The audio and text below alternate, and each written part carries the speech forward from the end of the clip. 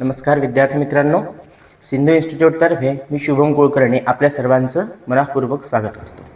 आपण इयत्ता 10वीचा संस्कृत विषयातील आज दुसरा धडा बघणार आहोत. आपल्याला पहिला धडा झालेला आहे संपूर्ण.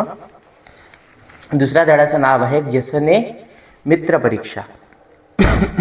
आपण त्याचा परिचय बघूया आणि सुरुवात करूया. हितोपदेशात स्वीकृता एषा कथा. हितोपदेशस्य करता नारायण पंडित. संस्कृतमधील अतिशय प्रसिद्ध ग्रंथ आहे हितोपदेश, आणि तो नावाप्रमाणे जसा आपल्याला उपदेश केल्याप्रमाणे त्यातील सर्व कथा आहेत. हितोपदेशस्य करता नारायण पंडित. नारायण पंडित नावाचे खूप मोठे कवी किंवा लेखक होऊन गेले संस्कृतमधील. ते हितोपदेशचे लेखक आहेत. हितोपदेशस्य चत्वारः विभागाः सन्ति. मित्रलाभः, सुहृद्भेदः, विग्रहः, संधिः. हे चार त्यातले विभाग आहेत. ग्रंथेस्मिन् पशुपक्षिणां कथामाध्यमेन नीतिवचनानि बोधितानि.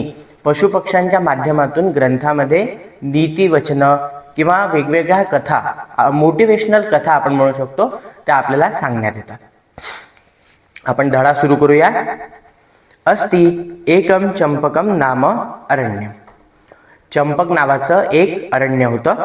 अरण्ये चित्रांगो नाम मृगः एकाक्षो नाम काकश्च स्नेहेन निवसतः स्म. त्या अरण्यामध्ये चित्रांग नावाचा मृग म्हणजे हरिण, आणि एकाक्ष नावाचा काकश्च. त्यात तुम्ही संधी विग्रह लिहून घेऊ शकता. काकः अधिक च. तर काक म्हणजे कावळा. एका अरण्यात चित्रांग नावाचा मृग आणि एकाक्ष नावाचा कावळा राहत होते. एकदा चित्रांगः वने भ्रमन् केनापि शृगालेन अवलोकितः. चित्रांग वनामध्ये भ्रमण करत असताना केनापि शृगालेन, शृगाल म्हणजे ते कोल्हा, तर कोल्ह्याने त्याला बघितले. क्षुद्रबुद्धिः नाम सः शृगालः स्वार्थ हेतुना मृगेण सह मित्रताम ऐच्छत. क्षुद्रबुद्धी, आपल्या सर्वांना माहिती आहे कोल्हा हा अतिशय लबाड असतो. तो फक्त स्वार्थाचा विचार करतो. त्याचप्रमाणे तो कोल्हा होता, आणि त्याचं नाव सुद्धा क्षुद्रबुद्धी. त्याची बुद्धी क्षुद्र आहे, ज्याचे विचार क्षुद्र आहे, असा तो स्वार्थ हेतुना, कुठल्या तरी स्वार्थ हेतूने मृगेण सह मित्रताम ऐच्छत. मृगासोबत त्याला मित्रता करायची होती. अस्तंगते सवितरी क्षुद्रबुद्धिः मृगेण सह मृगस्य निवासस्थानं गतः. अस्तंगते सवितरी म्हणजे सूर्याचा अस्त होतो ती वेळ. क्षुद्रबुद्धिः मृगेण सह मृगस्य निवासस्थानं गतः. तो मृगासोबत त्याच्या निवासस्थानी जातो किंवा गेला. मृगशृगालौ दृष्ट्वा काको वदत. आपल्याला संधी विग्रह लिहून घ्यायचा आहे. काकः अधिक अवदत म्हणजेच काको वदत. जसा तो त्याला बघतो मृग आणि शृगालांना, काको अवदत, तो म्हणतो सखे चित्रांग कोयम द्वितीयः. कोयम या शब्दाचा संधी विग्रह आपल्याला लिहून घ्यायचा आहे. कहा अधिक अयम, हा दुसरा कोण, असा काक त्याला प्रश्न विचारतो. मृगः अब्रूत जंबू कोयम. आणि मृग त्याला सांगतो, ब्रूत म्हणजे तो सांगतो, जंबू कोयम. जंबूकः म्हणजे कोल्हा, त्याचंच कोल्ह्याचं दुसरं नाव आहे जंबूकः. तर हा जंबूक आहे. अस्मत् सख्यम इच्छती. आपली मैत्री करण्याची याला इच्छा आहे. अस्मत् सख्यम इच्छती. काकः उपादिशत अकस्मादागंतुना सह मित्रता न युक्ता. आपल्याला त्या शब्दाचा संधी विग्रह लिहून घ्यायचा आहे. अकस्मात आगंतुना असा तो शब्द आहे. तर काक त्याला म्हणतो अकस्मात म्हणजे एकदम जर कोणी आपल्या जीवनात येत असेल तर त्यांच्याशी मैत्री करणे, जोपर्यंत आपल्याला त्यांची ओळख होत नाही तोपर्यंत त्यांच्याशी मैत्री करणे हे योग्य नव्हे. तदा करण्य जंबूकः सकोपम आह. तद आकर्ण्य असा त्याचा संधी विग्रह होईल पहिल्या शब्दाचा. ते ऐकून जंबूकः म्हणजे कोल्हा चिडतो. सकोपम आह, तो चिडून बोलतो. मृगस्य प्रथम दर्शने भवानपि अपरिचितः एव आसीत. म्हणजे जेव्हा मृगाची आणि तुझी पहिली भेट झाली होती त्यावेळेस तू सुद्धा अपरिचित होता, जसा आज मी अपरिचित आहे. यथायम मृगः मम बंधुः तथा भवानपि. ज्याप्रमाणे मृग म्हणजे हरिण हा माझा मित्र आहे, माझा बंधू आहे, त्याचप्रमाणे तू सुद्धा माझा मित्र आहे. मृगः अब्रवीत. अलम विवादेन. मृग म्हणतो अलम विवादेन, तुमचे भांडणं बंद करा. वयम सर्वे आनंदेन एकत्र निवसामः. आपण सर्व आनंदाने एकत्र राहूयात. काकेन उक्तम एव मस्तु. काकेन अधिक उत्तम असा त्या शब्दाचा संधी विग्रह होईल. काकेन अधिक उत्तम. किंचित कालानंतरम शृगालः मृगम अवदत. काही काळ लोटल्यानंतर शृगाल म्हणजे कोल्हा मृगाला हरणाला सांगतो, वनेस्मिन एकम सस्यपूर्ण क्षेत्रम अस्ति.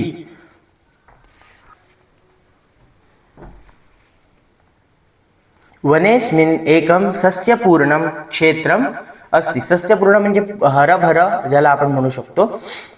वनेस्मिन एकम सस्यपूर्णम क्षेत्रम अस्ति. सस्यपूर्ण क्षेत्र म्हणजे पिकांनी बहरलेले क्षेत्र असे आपण म्हणू शकतो. दर्शयामि त्वाम. मी तुला ते दाखवतो. तथा कृते मृगः प्रत्यहम तत्र गत्वा सस्यम अखादत. आणि काय होतं, मृग त्याच्यासोबत त्या बहरलेल्या शेतामध्ये जातो आणि सस्यम अखादत. सस्य म्हणजे सगळं धान्य वगैरे आपण जे म्हणू शकतो. तद्दृष्ट्वा एकस्मिन् दिने क्षेत्रपतीना पाशः योजितः. आणि त्या दोघांना तो बघतो, त्याला दिसतं की हरिण रोज येते खायला. तर त्यांना बघून एक दिवस क्षेत्रपती म्हणजे त्या याचा जागेचा माणूस पाशः योजितः त्यांच्यासाठी एक जाळं विणतो. तत्रागतः मृगः पाशैर्बद्धः. आणि जो पुढच्या वेळेस मृग पुन्हा तिथे खाण्यासाठी येतो तर तो पाशामध्ये बांधला जातो. सहा अचिंतयत इदानीम मित्राण्येव शरणम मम. मग तो विचार करतो की आता मला माझा मित्रच वाचवू शकतो, मला त्याची शरण जावी लागेल. दूरात तत्पश्यन जंबूकः मनसी आनंदितः. आणि हे सर्व दुरून तो जंबूकः म्हणजे अर्थात कोल्हा हे सर्व बघत असतो आणि बघून तो अतिशय आनंदित होतो. सहा अचिंतयत म्हणजे सोचिंतयत याचा संधी विग्रह होणार. सहा अचिंतयत फलितः मे मनोरथः. माझं फलित जे होतं, माझं जे मनोरथ होतं ते फलित झालेलं आहे. इदानीम प्रभूतम भोजनम प्राप्स्यामी. माझी इच्छा पूर्ण झाली आहे, आता मला भरपूर जेवायला मिळणार. म्हणजे त्यांनी हरणासोबत हे जे काही केलं होतं हे फक्त हरणाला खाण्यासाठीच तो करत होता. मृगस्तम दृष्ट्वा अब्रवीत मित्र छिंदी तावन मम बंधनम. आणि मृग शृगालाला म्हणजेच कोल्ह्याला बघतो आणि तो त्याला म्हणतो, छिंदी तावन मम बंधनम. तू माझं हे बंधन आहे हे लवकरात लवकर तोड आणि मला मुक्त कर. त्रायस्व माम. माझं रक्षण कर. जंबूको दूरादेवा वदत. याचा संधी विग्रह होणार मित्रांनो, दूरात एव अवदत. दूरात एव अवदत. तर तो जो जंबूक म्हणजेच कोल्हा दुरूनच म्हणतो, काय म्हणतो, मित्र दृढोयम बंधः. हे जे बंधन आहे हे अतिशय दृढ अतिशय पक्के आहे. स्नायू निर्मितान पाशानेतान कथम वा व्रत दिवसे स्पृशामी. आणि हा जो पाश आहे हा स्नायूंचा निर्मित आहे, हा कोणाच्या तरी मांसापासून निर्मित झालेला आहे. तर मी याला व्रत दिवसे म्हणजे आज माझा उपवास आहे आणि मी याला कसा स्पर्श करू मांसाला. इत्युक्त्वा सः समीपमेव वृक्षस्य पृष्ठतः निभृता स्थितः. आणि एवढं बोलून इति अधिक उक्त्वा म्हणजेच इत्युक्त्वा हे सांगून तो जवळच्या झाडापाशी मागे शांत उभा राहतो किंवा लपून राहतो. प्रदोषकाले मृगमन्विष्यन काकस्तत्रोपस्थितः. प्रदोषकाले म्हणजे संध्याकाळ झाली, त्याला मृग दिसत नाही कावळ्याला, त्यामुळे तो मृगम अन्विष्यन मृगाला शोधण्यासाठी काकः तत्र उपस्थितः. आणि तो कावळा तिथे येतो त्याला शोधता शोधता. मृगम तथाविधम दृष्ट्वा स उवाच सखे किम एतत. म्हणजेच किम एतत. तो मृगाला बघतो कावळा आणि म्हणतो हे काय झालं. मृगेणोक्तम सुहृदवाक्यस्य अनादरात बद्धोहम. मृगेण उक्तम म्हणजेच मृग म्हणाला, सुहृदवाक्यस्य माझे जे जवळचे स्नेही लोक होते, अनादरात बद्धोहम त्यांच्या वाक्याचा मी अनादर केला. कारण की कावळ्याने त्याला पहिलेच सांगितलेलं असतं. तर त्यांच्या वाक्याचा मी अनादर केला आणि उक्तंच पुढे तो म्हणतो सुहृदाम हितकामानाम यह शृणोति न भाषितम विपत सन्निहिता तस्य स नरः शत्रुनंदनः. म्हणजे स्वतःच्याच स्नेही लोकांचं जो सल्ला, चांगल्या जवळच्या लोकांचा सल्ला ऐकत नाही तो शत्रूंच्या जाळ्यात जाऊन फसतो. आणि शत्रुनंदन हा याचा अर्थ होतो शत्रूंना आनंद देणारा तो बनतो. काकः अब्रुत स वंचकः क्वास्ते. वंचकः म्हणजे तो लबाड. काय म्हणतो का? तो लबाड कोल्हा कुठे आहे? मृगेणोक्तम मन मांसार्थी तिष्ठती अत्रैव. तिष्ठत्यत्रैव याचा संधी विग्रह होतो तिष्ठती अत्रैव. मन मांसार्थी म्हणजे माझ्या मांसासाठी तो तिथेच उभा आहे. काकः उक्तवान उपायस्तावत चिंतनीय. काक म्हणतो, कावळा म्हणतो मी तोपर्यंत काहीतरी उपाय शोधतो तुला सोडवण्याचा. अथ प्रभाते क्षेत्रपतीर लगुडहस्तः आगच्छन् काकेन अवलोकितः.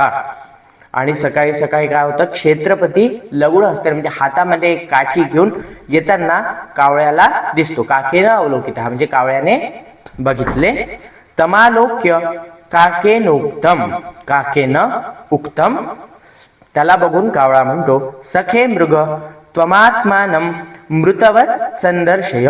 तो हरणाला सांगतो कावळा की तू स्वतः मेल्यासारखा पडून राहा. मृतवत संदर्शय मेल्यासारखा पडून राहा.